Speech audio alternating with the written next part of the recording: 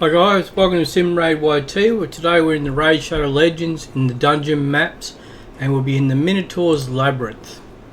Now about the Minotaur's Labyrinth, it's where you get scrolls, and the scrolls are used on your champions. But first we'll just talk about the Minotaur. He has a Tremor Stomp, attacks all enemies, deals double damage to enemies with hex debuffs, damage is based on attack. He has Swift Doom skill, attacks all enemies, places a hex debuff for 5 turns on a random target. This debuff cannot be resisted, so it means whatever happens you can't stop when he uses it against your champions. Damage is based on your attack. And Raging Bull starts the battle with Rage buff for 3 turns. While active, the Rage buff increases the damage that the Minotaur deals by 400%, so the faster you can kill him, the better. Once the Rage buff expires, the Minotaur will become dazed and will receive a dazed debuff for 1 turn. While active, the dazed debuff increases the damage the Minotaur receives by 200%. Once the dazed debuff expires, the Minotaur will once again receive a Rage buff for 3 turns, starting the cycle over. These buffs and debuffs cannot be blocked or removed by skills that remove debuffs. His Almighty Immune passive, immune to stun, freeze, sleep, provoke, block active skills, block passive skills, fear, true fear, petrification, debuffs. Also immune to HP exchange effects, HP balancing effects, and cooldown increasing effects. How it works. Minotaur looks impressive but is actually very straightforward. He puts out a hex debuff that exploits to heavily damage your champions. The hex can't be resisted, but damage is just damage. Enough defense, buffs or healing will take care of it. The Minotaur also has a key weakness. Every 3 turns he takes a triple damage from all attacks. If you're struggling to defeat him, try waiting till his defenses are down to lay on the damage.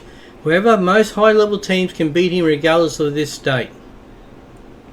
He also has a pair of hard hitting minions, but these aren't very tough. The AoE champions you bring to deal with the waves leading up to the Minotaur should be able to deal with these minions as well, without you having to shift your focus off the Minotaur. The trick of this dungeon is your team will change often. Scrolls are earned once per champion basis, so you'll eventually want to swap out one of the champions in your Minotaur team for someone new. Effectively, you need to be able to defeat Minotaur with just 4 champions, since you never know if your 5th is going to be someone useful. So what I mean by here about these scrolls is different levels you get different levels of scrolls. So we'll go here and look into my champions and I'll show you what I mean by that. I have some champions here which I'm working on at present time, increasing their levels. Here we go, we have Ursula. So in her masteries, as you can see, I have 100 of the small minimum scroll, 247 of the medium scrolls. So then we would choose here a skill out of all the different things here. And these skills all depend on which champion you're using and what you're going to use the champion for. So I plan on using Ursula's defense, so I would give her additional defense. So we would go click, and there we have it. She would now has some defense on her, and I will set up her as a support as well when the time comes. But now we'll go back to the fight of the Minotaur, and we'll just show you what we do to progress. Back into the dungeons and back into the Minotaur. Okay. Stage 9 of the Minotaur Labyrinth. Here we receive 9 to 14 basic scrolls and 2 to 5 of the advanced scroll with the cost of 12 energy. And we'll get it underway.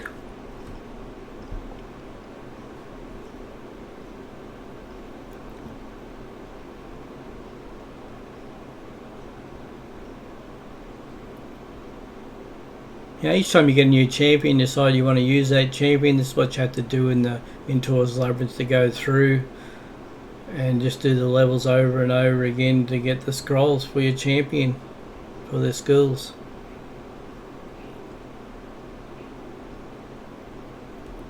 Here we received 2 of the advanced scrolls. Okay, that was Minotaur's Labyrinth stage 9.